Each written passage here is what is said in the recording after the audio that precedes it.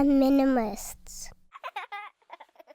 If we're starting over, what essentials would you guys suggest we keep?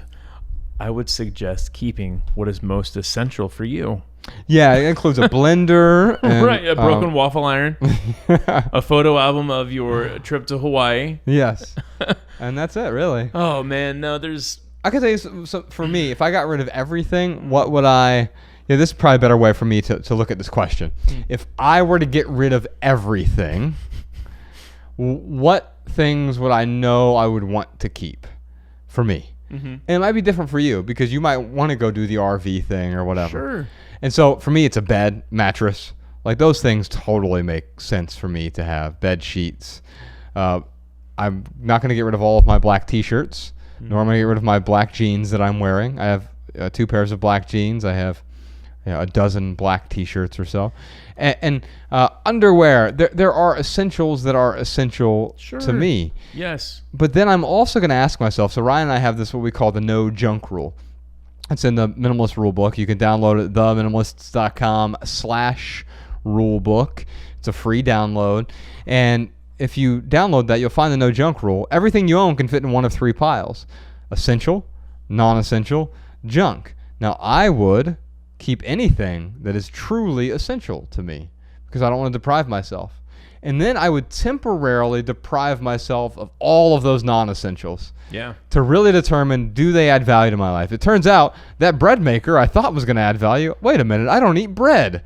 I guess that's not actually a non-essential. That falls into this 3rd pile.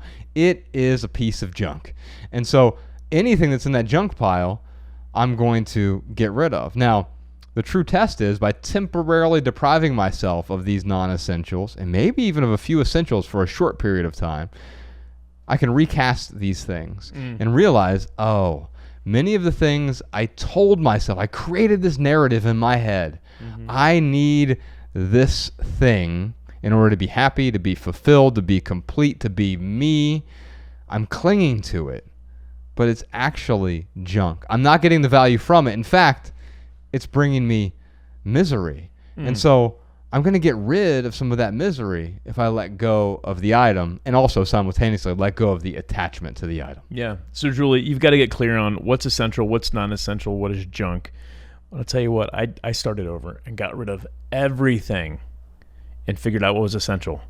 You can find that recipe out at theminimalists.com/day1. Yeah. So Ryan did this 21-day journey. 21-day packing party. I pretended like I was moving. I had a completely clean slate, but I still had access to everything. So, I mean, if you really want to have a clean slate, and I don't ever suggest a packing party. Very few people do I suggest a packing party for. But that would be a great experiment. If you want to start with absolutely nothing, then pack up all your stuff and unpack things as you need it. That will quickly help you realize what's important and what's not important, what's essential and what's non-essential. The beautiful thing about that is it's not throwing everything in a dumpster and then hauling it off and then regretting all of it. And then tweeting us later and be like, I threw away everything and now I regret it. Well, we have never told anyone to do that. Right. Yeah. And so you can box up the things and pretend they're gone and then bring back only the things that serve you. Did you enjoy this video? If so, you can listen to full episodes of the Minimalists private podcast available exclusively on Patreon. Visit patreon.com/theminimalists today. Your support keeps our podcast and YouTube channel 100% advertisement free.